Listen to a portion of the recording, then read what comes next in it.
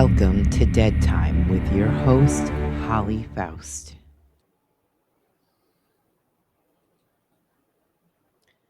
Hi, guys, and welcome to another episode of Dead Time Tales. I'm your host, Holly, and today we have with us Andy Andrews. Andy is a paranormal investigator with 37 years' experience in the field.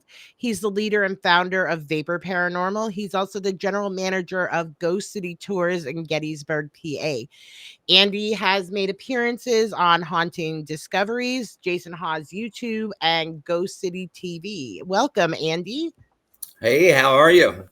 Good. And thank you so much for coming on today. I really appreciate you My coming on and pleasure. being a guest. I have to say, I was in Gettysburg the end of September, and I actually did have an opportunity to come into Ghost City Tours, and it's a pretty cool shop. We really enjoyed ourselves looking around. Normally, when we come, we actually stay right across the street from you guys at the hotel right across the street. Right. Yeah, Um, it's a really cool spot for us. And I'm glad that we're right there and kind of in the heart of things, but we're a little different from, mostly what's in town that's paranormal related or anything like that. And we look to be there for quite a while. So Now, if I'm not mistaken, I'm not sure if it's your building or if it's the building in front, but I remember when I was there years ago. Oh my gosh, I don't even know how many. My son was like 6. He there One of those buildings was actually the building Lincoln stayed in when he came to give the Gettysburg Address. yeah, that's the David Wills house, which is right beside us. Right. Okay. I Um, wasn't 100% sure, but I do remember hearing that story. Yeah, we share well, we rent off of the actually Freemasons. We're in the Okay. Freemason building, which is got its own kind of cool stuff going on. I um, I totally bet. but yeah, the David Wills house is connected. Now, when you were there, they may have had at one point in time, those two buildings were actually connected where you could walk from one into the other one from inside. Yeah, And we did not get a chance to go in when we were there years ago. yeah, and it I used go to there a be lot now. It's right. one of my favorite locations. I always say Gettysburg is my Disneyland. Yeah, So, same, and I'm still doing it.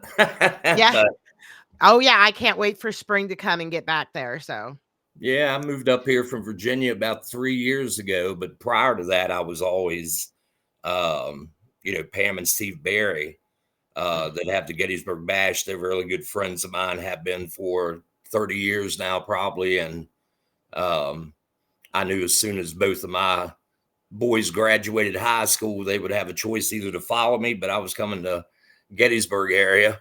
So about that's 3 years awesome. now. And That but I was coming up here. My parents brought me up to Gettysburg, shoot, when I was 4 or 5 years old, probably. And then about every summer after that, at least a week or so, until I was old enough to be able to drive myself. And then I was up here about wow.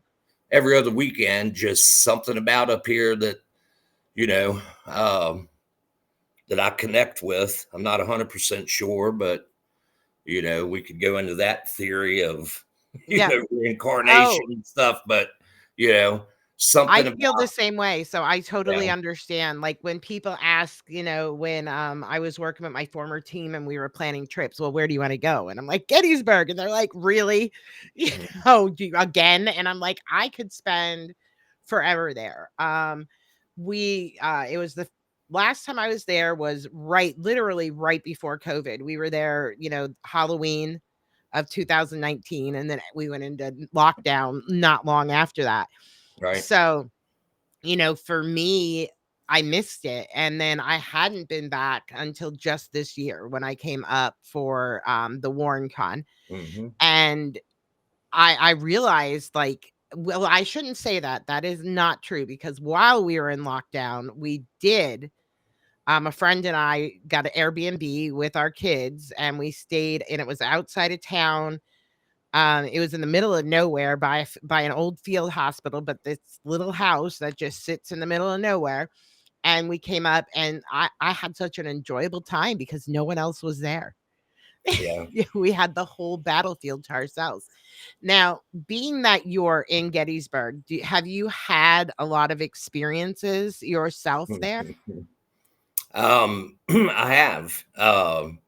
Where the office is, obviously, we're on the square. We're surrounded by historical buildings. Mhm. One, the Lincoln Inn on the left side of us, that was actually used as a morgue um, after the first day battle. And then the other side is the David Wills house. Right. So obviously, we know the history behind that. But both of those buildings were there, during the battle. Mhm. And also, we started a little bit of a haunted items collection that we have a little room there in the store. And we've always had a little bit of activity, but being the general manager, I'm there after hours Right.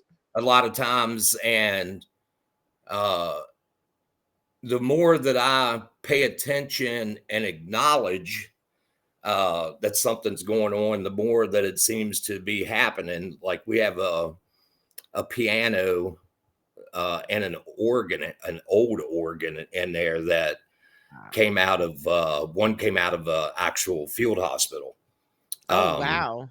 and so during the winter, obviously, we're not open as much as we are during the summer or the busy season. But I have guides that still use the store to, dress and stuff like that.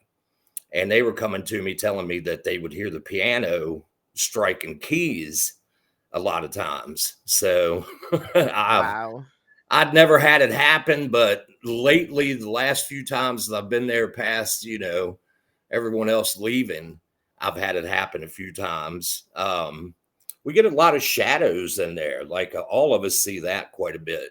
Um, and then, I mean, the one that stands out most to me is one time, I guess it was about August this year, we had a downpour, and it kind of it was during the week, so it wasn't a lot of people really out on the street to begin with, but the rain kind of, deadened everything. And we heard a woman screaming, help. And I had a coworker there with me, and she went out the front and I went out the back trying to find where it was coming from. And there was nobody upstairs in the Mason's Lodge because we had just talked to the landlord, and he had they had somebody, a plumber or somebody in there working, and he was closing the door, locking it, and leaving. And so we knew it wasn't coming from upstairs either, but we never did find the source of it. But it sounded like it was in the building with us, but yet from a distance. I don't know if that makes sense. No, I Like totally we could understand what you're hear it. saying that. Yeah. And but we had one happen recently, right Thanksgiving weekend.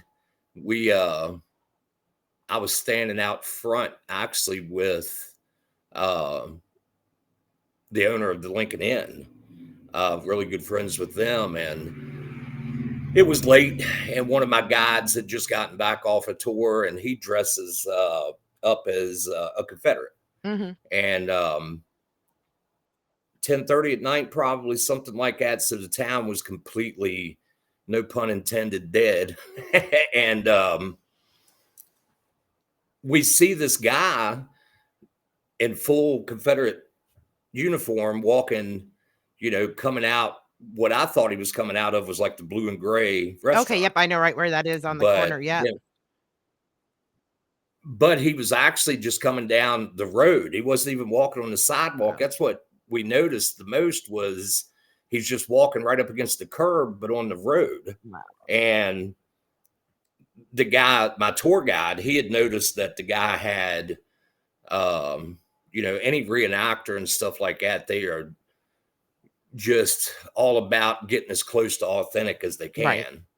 And he was pointing out the guy's trousers, the color of them. He said, "Man, that guy paid some money for them, because to get that exact color, it takes a pretty expensive dye to get it now to that color." And I said, you know, maybe you should go over and ask him, because I know that he had been looking for a pair of pants like that. So anyway, we just kept kind of talking between ourselves, and we noticed that he didn't stop like at the crosswalk. He just kept walking right out into the square, like into the Wow. roundabout. And so we pretty much thought he was drunk. Like that time of night, you get to see some of the locals, Right. and it's not abnormal. It's not abnormal to see somebody dressed, in period clothing. Um, but as we watched him, he kind of never took any kind of attention away from just walking straight. Like he didn't look for traffic. There was none, thank God. But anyway, he just kept walking and right up into the center circle of the square, which at that time the Christmas tree was there, Okay.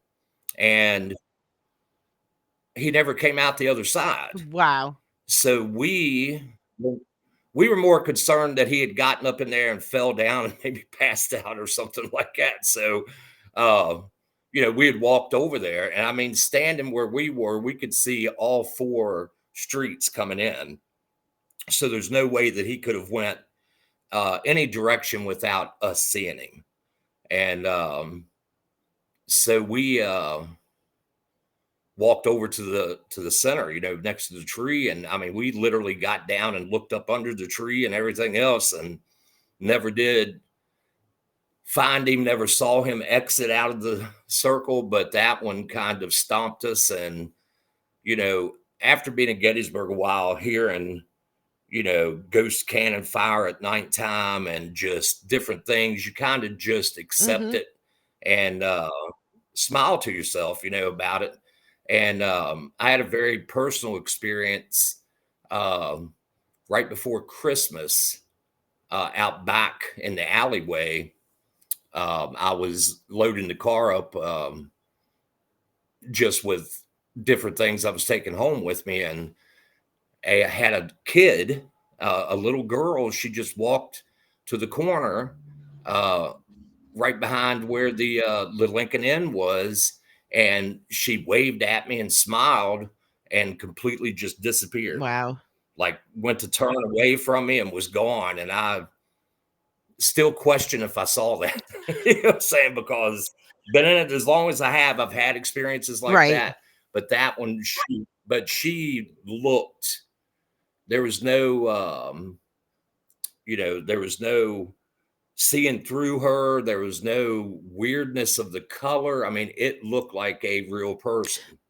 And but I saw, what happened. And what was really weird was as soon as she turned and kind of disappeared, I saw, the only way I could say it is almost like a sparks, like a Wow, sparkler. that's interesting. Like there was dust, I guess, or something. And then the only thing I could think of it is it must have been charged energy Right. particles or something like that. Which, and it wasn't a lot, but it was just enough for me to notice that. And that's probably the most significant ones that I've had, the two, the soldier and then her. And I know for a fact she was something Right. that wasn't, Oh, no, I know I've been, as a writer collecting stories because of all the experiences, like, we have had there over the years. And I know, what is it? The Gettysburg Hotel right across the street from y'all in the yeah, square. When I was there with my son, we had some insane experiences in that hotel. Like, even to the point that we weren't in our room and somehow 911 got called from our room. The night before, my right. son, who has autism, was throwing a fit because we were going on a ghost tour, and he wanted to go, and I felt he was a little too young yet, and he kept screaming, "Help me, help me, help me!" And then the next day, all of a sudden, 911 got called from our room, and I was walking back in, and my kids were up at the pool, and there was nobody in our room, and they're trying to get in our room, and I'm like, "What's going on?" They're like, "Somebody just called 911 from your room." And I'm like, "No, there's nobody in there." And they didn't believe me. And so the Was it third floor? I think it might have been the 3rd floor. It was a corner Yeah, room that had a jacuzzi suite. Yeah, the third floor is well known to have, well, the whole hotel is known to be haunted, but the third floor seems to have, which would have been the top floor during the battle. Okay. Um, but there was an African American woman that worked there, and she ended up, um, obviously helping out with Right. wounded, and with as many as they were dealing with, and as small as Gettysburg was, they ran out of supplies such as bandages or anything to, catch blood or to wrap things with. Mhm. So they were using curtains, sheets, whatever they could get a hold of. And Rachel was her name, I believe, is I what they think I call her. remembered But because, like, literally, someone kept calling our room all night then that night. Like, my phone would constantly ring, we'd pick it up, and there's nobody there. I finally got so right, angry, I yelled into the phone, "Listen, I don't know who you are, but if you're not alive, I will come and figure it out, and I will come and get you." And it stopped, and I right. went down to the desk to complain, and they started laughing, and they said, "Ma'am, there have not been any calls in or out of your room at all." And I'm like, "Well, wait a minute." And I think that's Right. what started my obsession with Gettysburg. Um, because, like I said, it was so long ago, it wasn't as built up. It was like right after my father had passed away, and my dad was a vet and he loved going to battlefields. And I think that was the thing that intrigued me and brought me there. And now my kids love to go back. They love to go and they like to see how much it's changed because things that were there Right. aren't there anymore. And, it's, and I don't think I have found a place in that town yet where I haven't gotten some type of activity. Yeah. Yeah. And I'm a sensitive as well. I mean, my grandmother's a full psychic medium. And um, as a kid, I grew up in Virginia right on Cedar Creek battlefield. Okay. Um, my grandparents gave my parents as a wedding gift a piece of property right, within 100 yards of their house that they built on. And right behind our house was a little wooded plot that my grandparents owned, and that was actually had a Confederate ammunition dump Wow. back there. And 3, 4 years old, I remember waking up because my bedroom was towards my grandparents' house, and my grandfather worked late, like 3:30, 4 o'clock in the morning, getting home. And they had a big floodlight on the side of the house that would cut on with movement, and he'd pull in and that would cut on. And sometimes it would wake me up and I would look and I could see these people, 2 or 3 people walking just outside of where I couldn't see them other than like their shadows, I Mhm. guess, out of the light. And I would wake up the house, thinking that somebody was coming to rob the place. And this went on, roughly a couple times a week for about a month. And then my parents, not accepting the possibilities, ended up taking me to doctors. And, I remember getting a brain scan as a young kid and stuff like that. And finally, my grandmother stepped in and, you know, kind of said, well, maybe, he's has a little bit of what I have, and which I do. And I'm still working on getting in touch with that side of things. I don't see like apparitions in front of me or people or anything like that. But I do, in my mind's eye, I guess you could say, third eye, have a lot of things that approach me. And it's almost always for me to tell somebody something. Like, you probably Yeah. Yeah, understand. totally. So, I'm saying it but sounds it's like like, very much like a medium or someone that does channeling work. yeah, yeah. And it's like they'll be talking to me, but they're not really talking. It's more like I can read their mind, Mhm. if that Yep. makes No, I sense. totally Like I yep, just know what they're saying. totally get that. But I've had that happen out not long ago. I was at a Confederate mass grave, which is up on Culp's Okay. Hill, Yep. and we sat down. There's some rocks that surround it, and we sat down and was going to do, an EVP session, and I usually go up there and put clean the area up a little bit, because the Park Service, they don't let it go, but they don't pay a lot of Right. attention because it's back in the woods a little bit. Hmm. And I had it was a woman. I mean, she was, dressed definitely that period. Uh, you know, come up to me, I guess, in my mind's eye or whatever you want to call it, and was just kept telling me, saying this name over and over and over, Rutherford, Rutherford. And so on my EVP recorder, I just said out loud, Rutherford, and we went back and checked. Yeah, I kind of let it go. Didn't even think about it for a couple days, and we were listening to the EVPs to see if we picked up anything, and never did. Uh, but I then remembered the Rutherford part, and we started looking into that. And sure enough, one of the soldiers there, their last name was Oh, Rutherford. wow. And so all I could think is that was his wife, girlfriend, mom. I don't know. Um, 24 years old, Wow.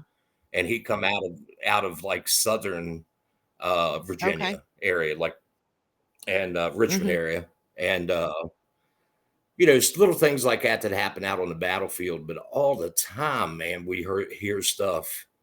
Um, it seems like during the winter, and I don't know if it's because the hustle and bustle of busyness during the summer, but usually you'll hear cannon fire. It'll be one or two maybe going off, but we've been hearing like fleets of cannons going off, like boom, boom, Wow. boom, like 6 or 7 in repetition, just and yeah, I go out to shoot. I go out to, well, it's kind of like the back of Little Round Hmm. Top. There's a couple campgrounds out there that we do ghost stories at during the Okay. summer for the Right. company. And Artillery Ridge is one of them, which sets, right in front of the George Spangler Hmm. House, which was a farm, which is one of the biggest hospitals. And we stand there because they still have the original um, Swisher house, which that was the Swisher farm. The house still sits on the property, and it was used as a hospital. And they have all kinds of activity out there. So anybody that camps and wants to camp somewhere that they could have a good possibility of having an experience, I would recommend I'm actually Artillery going to Ridge look for into that sure. because we've been talking about Yeah, camping. We're actually looking at staying at the campground that's right down the road from Eisenhower. And yeah, because we've heard things about things happening there, and then I'm that's sure. another location that, if we go tent camping, I like the idea of going camping in a cabin more than anything. Well, yeah, I mean, they have cabins there at Artillery Ridge, but the tent area sets pretty close to what sets right on the opposite side of the fence from the Spangler Right. farm. But you can actually see the barn and stuff like that from the tent camping, and they have they just put a path in there that you can actually walk from the campground up to the farm. And they just ask that nobody goes up there after dark too close, because I think they have motion Right. lights and stuff like that. Um, but no, the house sits right on Tawny Town Mhm. Road. But I got to go in and experience that house for the first time this past summer, because nobody had ever really been in Wow. there. Um, they had somebody stay, I guess the old owner, his son stayed for a while on the first floor, but the original flooring is in most of it still. So you can imagine what spots are on the floor. And that is And someplace that's something I don't know, for me, I would love to get into a place like that because I do a lot of psychometry. I read from touching. yeah, But yeah, and even that road itself, I know what road you're talking about. And when we were up there, that road seems to be one of the darkest roads in Gettysburg. yeah, that was, and I didn't know until I really got deep into looking into the Swisher house how much that road was actually a main Hmm. hub through the whole Right. battle. um, especially like on the Swisher farm, like where all the campsites are.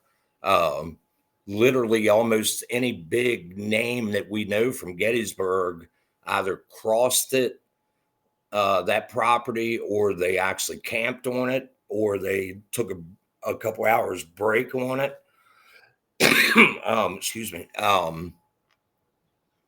But yeah, but we were standing out there not long ago, uh, later in the evening. Well, it was October. They wanted to do like some spookiness stuff for their, their You're right. guests. So we opened up the first floor and set up, a couple REM pods, and was using the Phasma box so they could ask questions and stuff like that. And afterwards, we were standing in the parking lot of the place, and I thought for sure that it was somebody doing a nighttime demonstration with cannons. That's how much it Wow. was, until we realized it was almost midnight. You know what I'm saying? And it's like, there's no way that, you know, that they would be firing off like that this time of night, because Gettysburg, anytime you do anything like that, you actually got to get, pay $25, I think it is, to have any kind of Hmm. demonstration,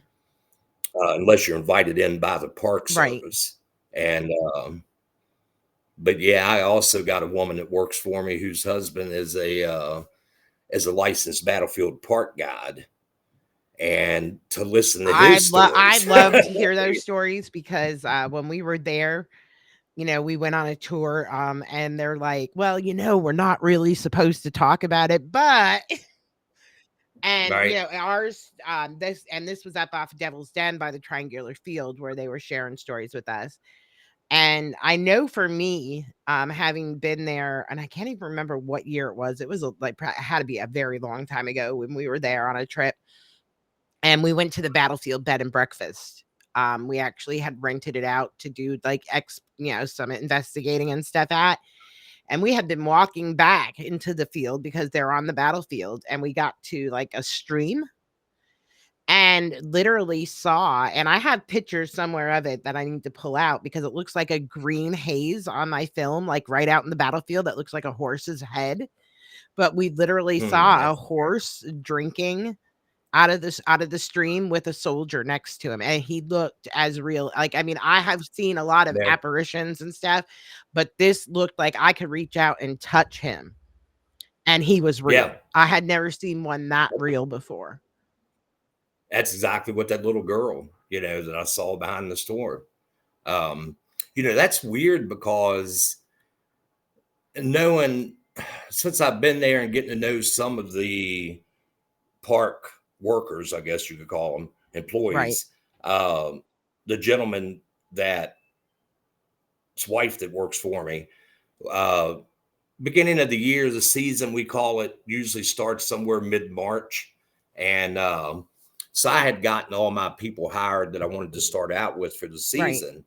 And he offered to give us a tour, just like the ones that you pay for, if you rent out him for the summer, for a day there. And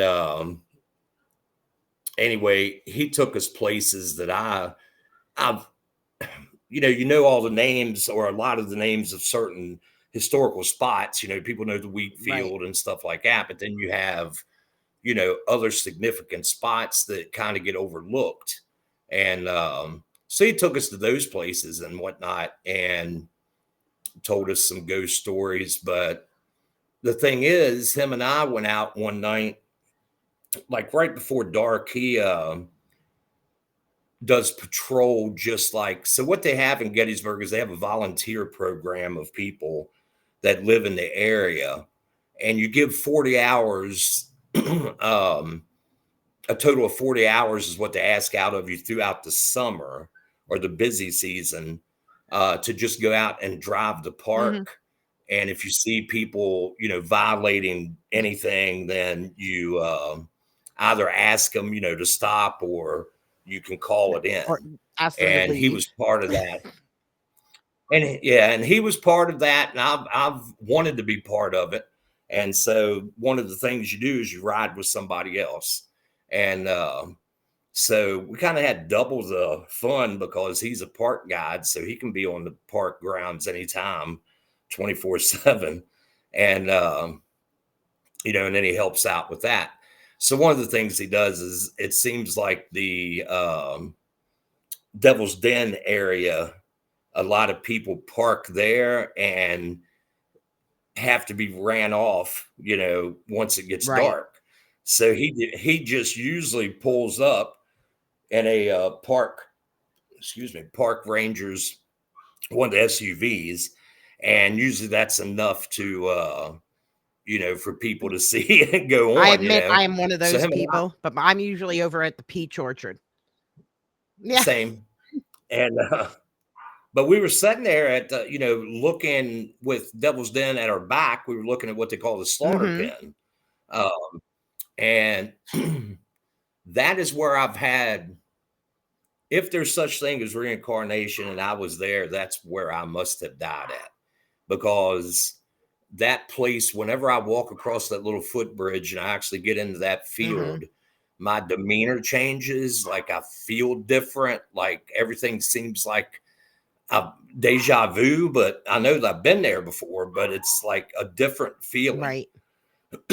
And but talking about a green haze, he and I were sitting there and we saw this green haze that started, because that is the across that field is where, the well, Alabama and a few of them, but the Alabamians, that's where they would rush up and the whole thing happened with the main Right. guys and stuff and Mhm. Chamberlain. And we were watching green balls of energy, like little bitty, what we thought was lightning bugs at the time, or fireflies, some people call it. But there was we didn't see them anywhere else. And it seemed to be coming out of that green fog light, Right. just haze. And we could see it going underneath the street light. And it was just so weird looking because it wasn't like fog setting in where it was a big wall of it. This was like, I don't know, 10 yards long, maybe, 10 feet wide, nothing huge. And then you started seeing those little sparks of green. And so that's when he and I both discussed about, people don't put enough into realizing that, we're working with energy Right. and vibration and frequency. And that's what is left behind. And, like he and I were talking, every instrument that we use in the field, 99% of it is based to pick up one of those three Right. things. And, that's why, you know, household items can be used, by spirits to Mhm. communicate. And because they had some experiences, they have an old house that they've been working on uh, in Waynesboro, which is about 25 minutes, from Gettysburg. And that's where I live at. So I would go over there on days off and kind of just help them, however, more to just even be in the house to check out the history and the architecture work and uh, little things they would have, like somebody had put in like uh, touch lights, like around mirrors, like you just walk up and touch one corner of the lights and it would cut on around the mirror, and these would go off, Oh, periodically. I bet. And yeah, so I mean, little things like that can be picked up. But yeah, we were just talking about, you could actually see the energy that was moving in that green Right. haze. And that just backs up every theory that I've ever felt like that was pretty spot on. So Yeah, yeah, and I've had people but argue that's with me about that photo and say, "Well, it was this," and I'm like, "We were in the middle, there's nothing there. It was a black right. battlefield. There was nothing there but this horse and this soldier. There was no artificial lights. There was, because literally the only, like, when you look at the original picture, you could see this little bit of haze. And then, of Hmm. course, we lightened it to see what would show up, and that green haze got bigger, and I'm like, "There's no way that there's anything green out in the middle of the battlefield." First of all, it was in, like, November, And so I'm like, yeah, and and I will argue with people because I have had that photo in my possession for a very long time. Yeah, And it's just that's it's wild. the craziest thing I've ever captured on film. I've gotten things on recordings and I'm horrible about that because I never hear them. EVPs, yeah, unless they're like class A, I could like me and you talking now, I'm not gonna Right. hear nothing. I'm gonna hear things, but it's not what they're saying. It's what I heard when you were making the recording. And Yeah. so yeah, and I agree with that with the energy stuff because when you think about it, I don't have a REM pod, I have a crystal pod. And it, Hmm. that of course, picks up, one form of, work, just like a REM pod, but it has crystals on it to help charge it. And then, but I also have a seer that works on static electricity. And Oh yeah. now Same. I'm looking at another one that works on microwave energy, that was made by the same That would be person. cool. But I mean, those touch lights, when you think about it, what are cat balls? Yeah. Exactly. Eh, and I'm Exactly. always into the Yeah. history. Like I know you being in Gettysburg, and I'm sure a lot of people ask you, what do you think?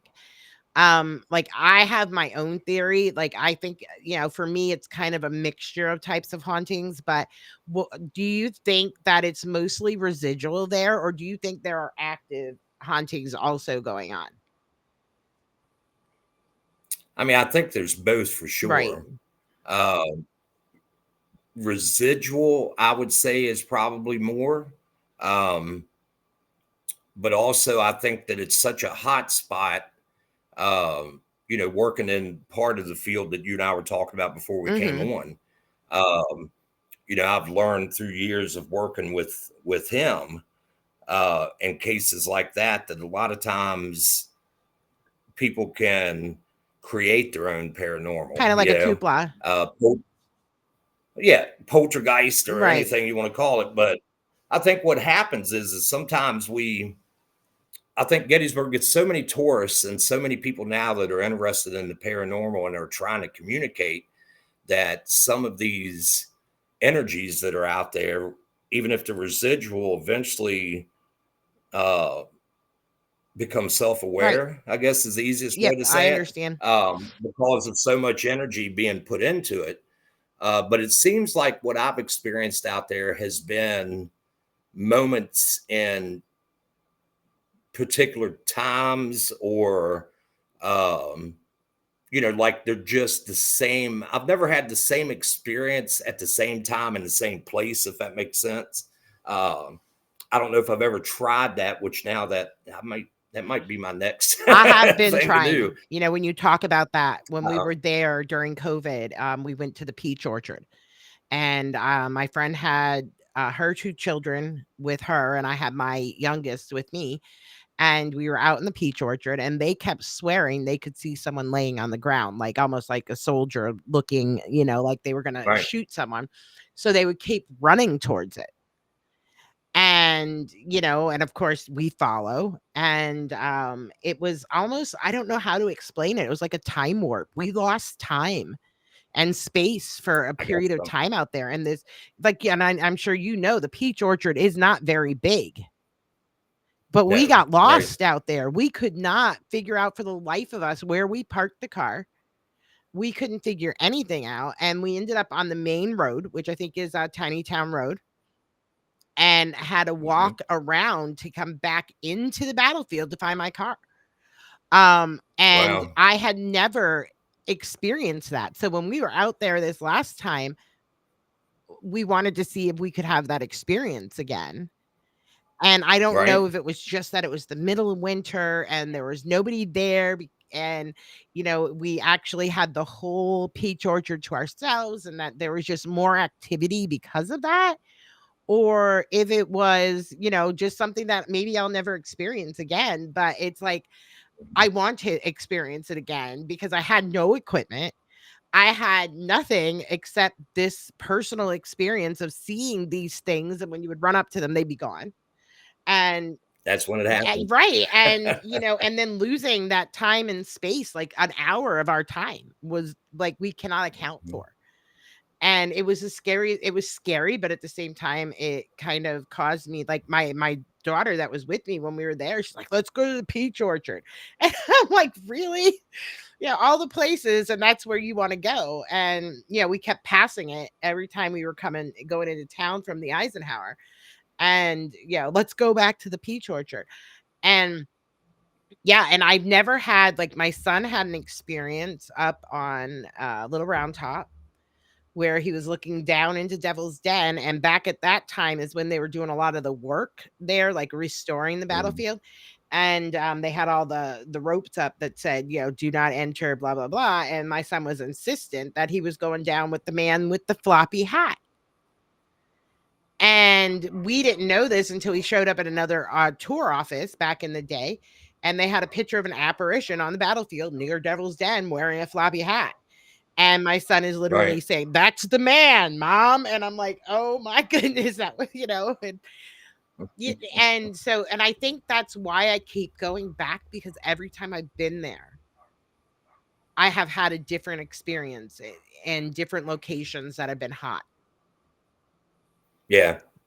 And I try to tell people that come into the store and they talk to me about, they want to have an experience. And I'm like, well, the first thing you need to do is not worry about having an experience. Mhm. I mean, like, don't think about it. I try to tell them, don't be just out there looking for ghosts or any kind of paranormal activity. I said, because literally, I think what it is it all goes back to energy. And you're putting so much energy into wanting to see something that literally you're not going to. I mean, that's kind of my opinion Right, on it. exactly. I said, but if you're out there, the experiences, I've noticed that 90% of the experiences I've had um, in Gettysburg has been just like you were saying, just all of a sudden it just Mhm. happens, and um, yeah, talking about the time warp thing or the time loss of time, that's wild because one of the guys that works for me part time as a guide, he holds a position in Gettysburg, and I'll leave that quiet because he, Right. Oh, no, I totally but understand.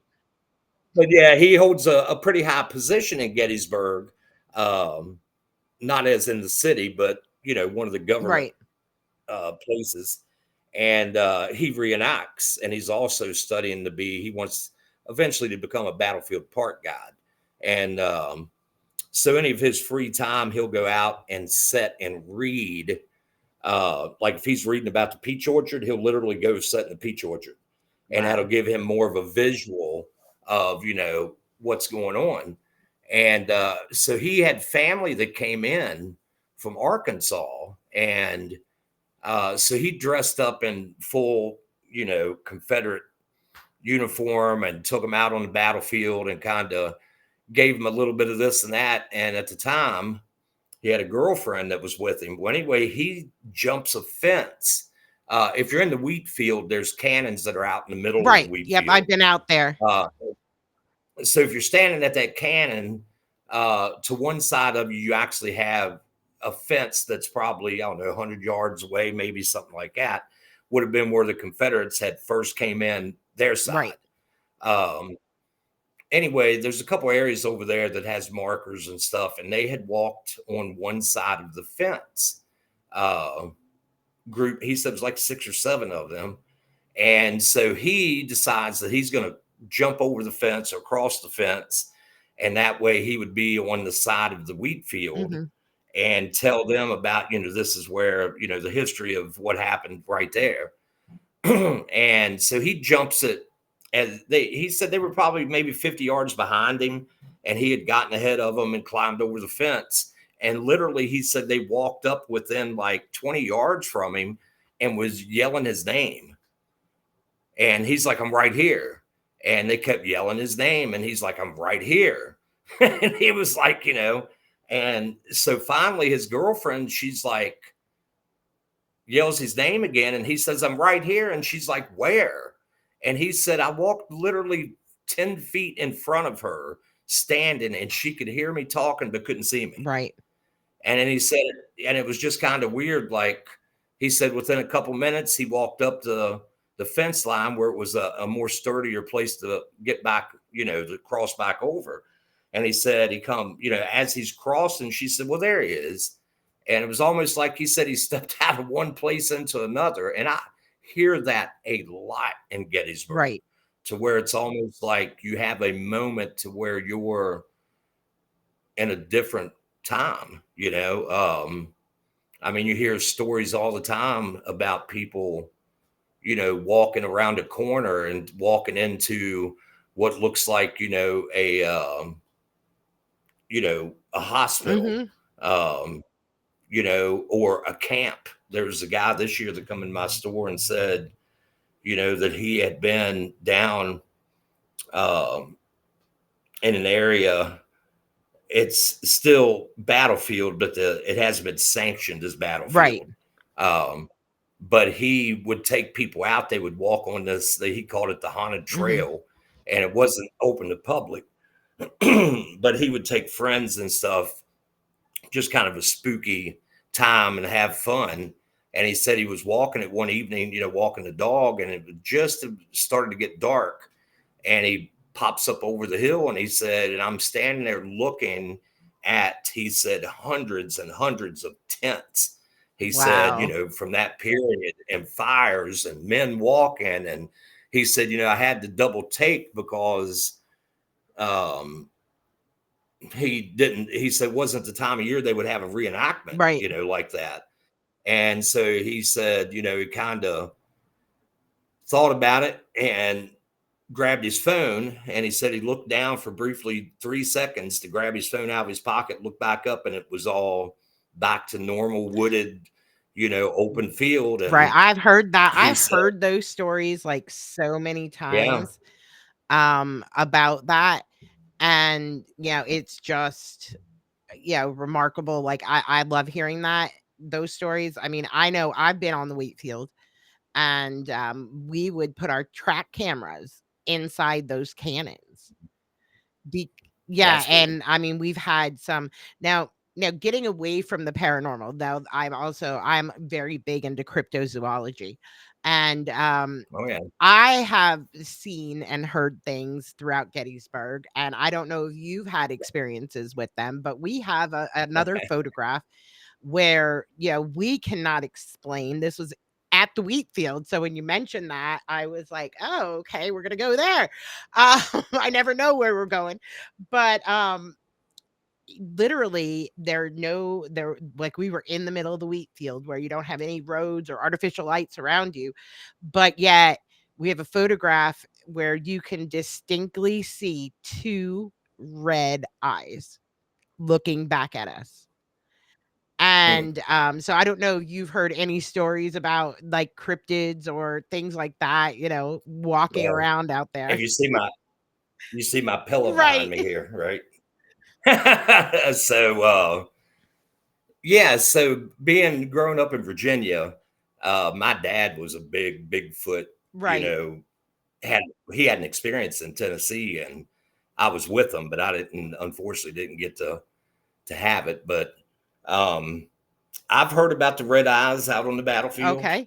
Nobody's really touched on what it could be. I've heard different things, but Gettysburg has its own crypto, which is called the Albatwitch. Yes, I don't I know if you've have ever heard heard of there's a big that. festival Yeah, devoted to that.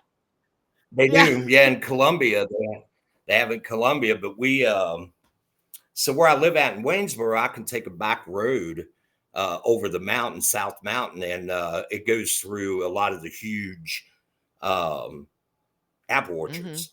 And the legend behind the Albatwitch is that they're more of a lovable Bigfoot type, um, and that they feed on apples, and they're one way of protecting themselves is to throw apples at Right. people, or to throw apples, like if you're walking up on it, they'll throw an apple, in a different direction to take your attention to Right, that way. exactly. And and I've heard about this, and we actually carry we have a T-shirt at the shop that has an Alpha Twitch on it, and I may have to come in and just grab myself one of them because I yeah, am getting so obsessed with the local cryptids.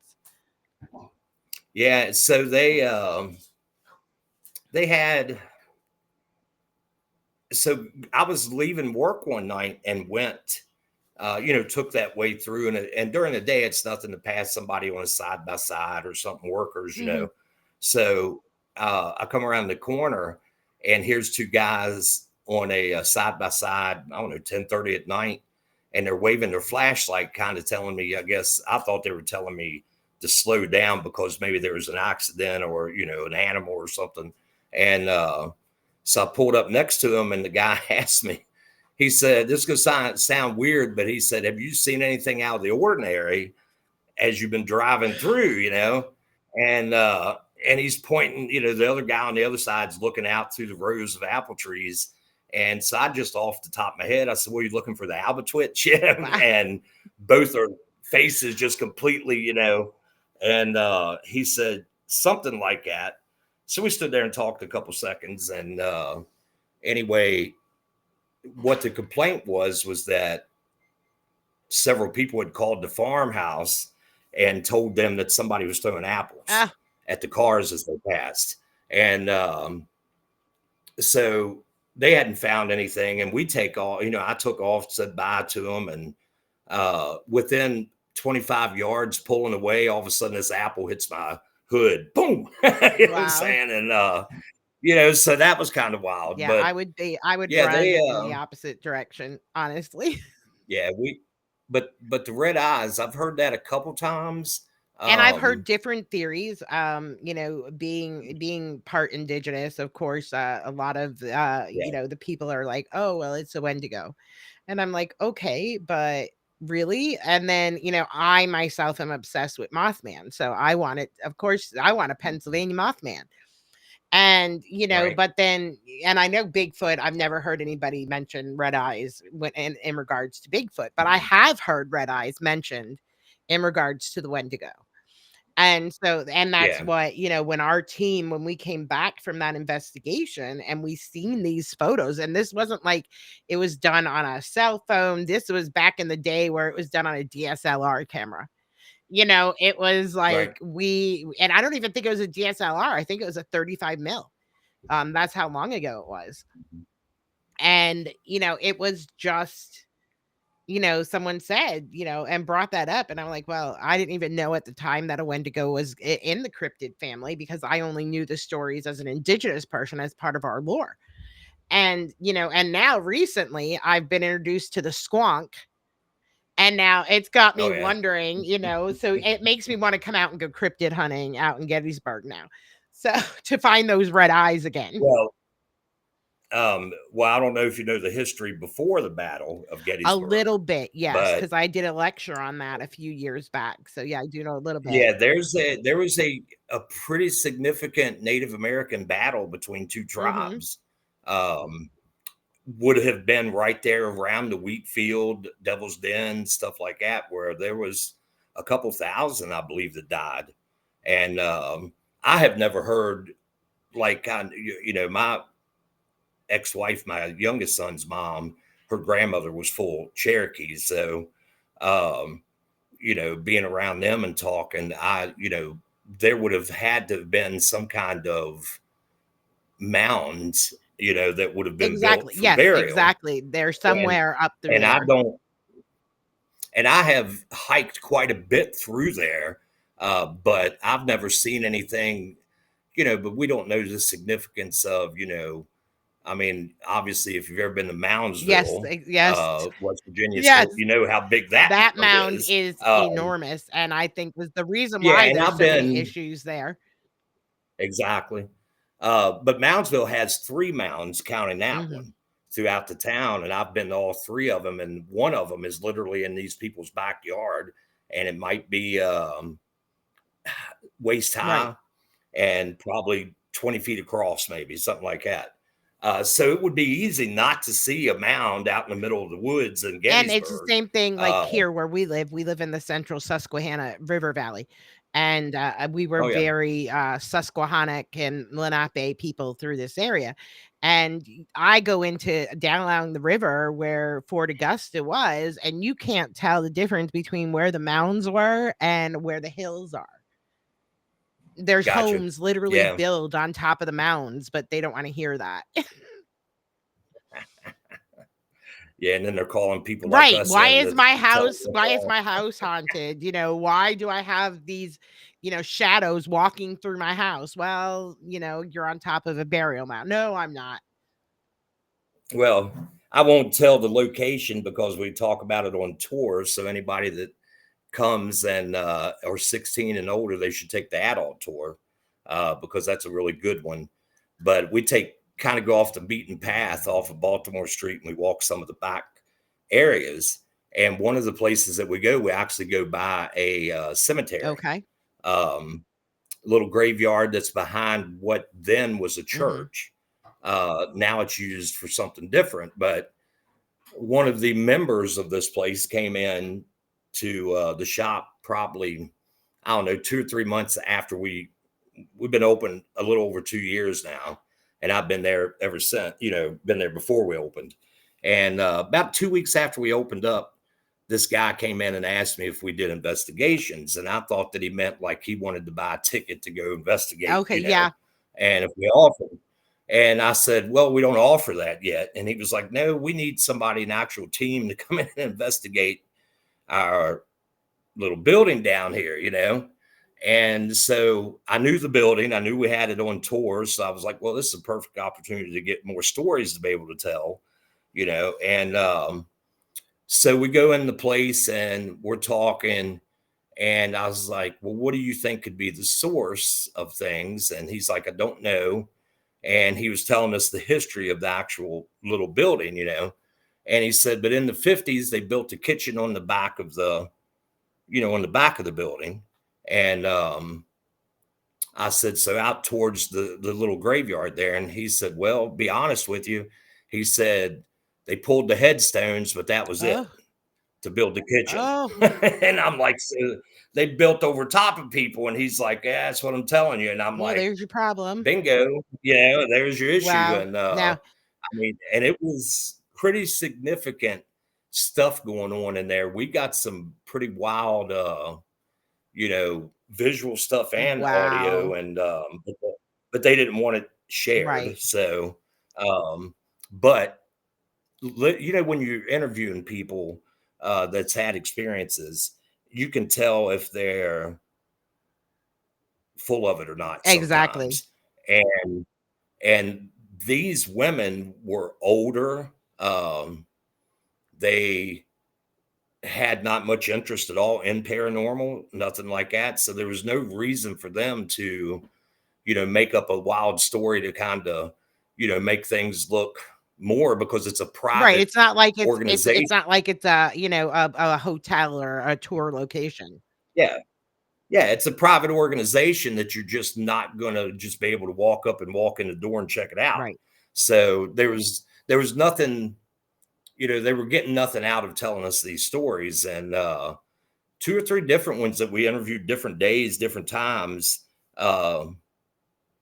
that told us pretty much the same things happening, like cabinet doors open. Wow. They would have like chili night or something, and the members would come in, and she said that like they ran to the store to get more spoons and come back, and like things were upset in the kitchen, and like somebody was not happy that Yeah.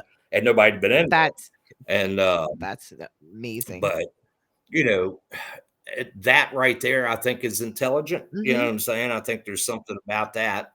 um but yeah, to get back on the very first one, I think it's a lot of residual in Gettysburg that, I tell people, you know, you can imagine, uh, being that guys that were, charging up the hill Right. or something like that, Pickett's charge, where, these guys, every bit of your energy is skyrocketing, your anxieties through the roof, your fears through the roof.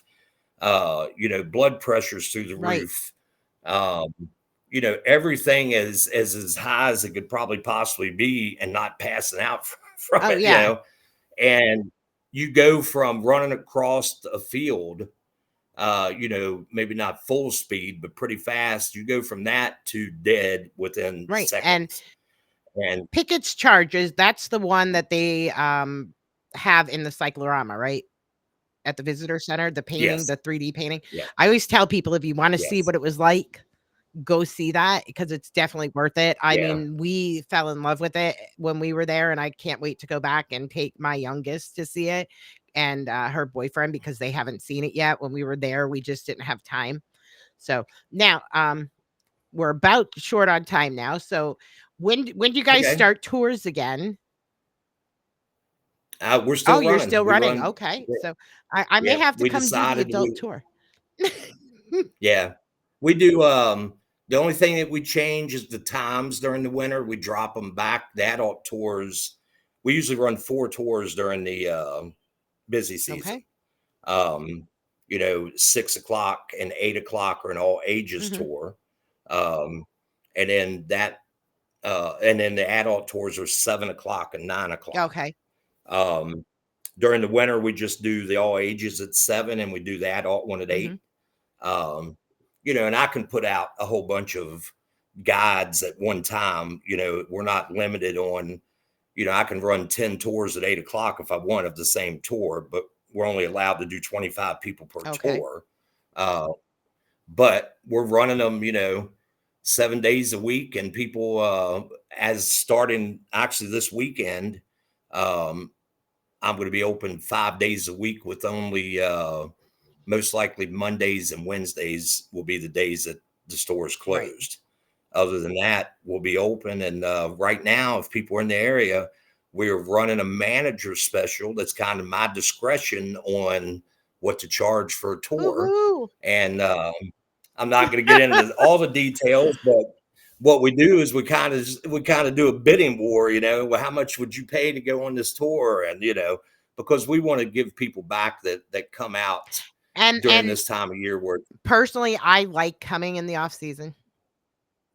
yes, I've been there in the peak. I've been there for Halloween. I've been there, in November. I've been, at all different times. Now, unfortunately, when I came in November, it was multiple paranormal conferences going on at the same time. So right, it was insane with investigators. But then when we came on our own, and there wasn't anything going on, I honestly I loved it there. It wasn't mm, so hustle and bustle. And so I always tell people if you get a chance to go in the off season and experience it. So, you know, I really want to thank you for coming on today.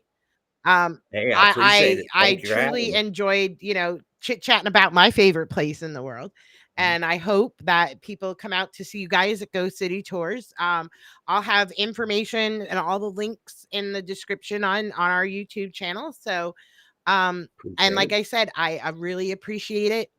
So hang on, guys, and I'm gonna give you some information from our sponsors. From our friends at Got Knockers, Strange Knocks Magazine. Strange Knocks Magazine is your ultimate companion for exploring the enigmatic corners of Love it. our world. Got knockers. Delve into the shadows with us as we uncover the mysteries surrounding cryptids like Bigfoot and the Loch Ness Monster, and examine the tantalizing possibility of extraterrestrial life visiting Earth.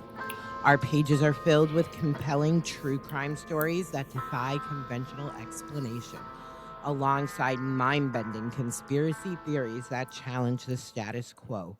Whether you're a seasoned skeptic or a curious believer, Strange Knocks Magazine invites you to expand your horizons and entertain the unexplained. With captivating articles, expert interviews, and reader submissions, each issue promises to spark your imagination and thrill your sense of wonder. Join us in our quest to illuminate the unknown, one strange knock at a time. From our friends at Got Knockers, Hey, can you Strange hear me? Knocks Magazine, Sounds like read the description for further information.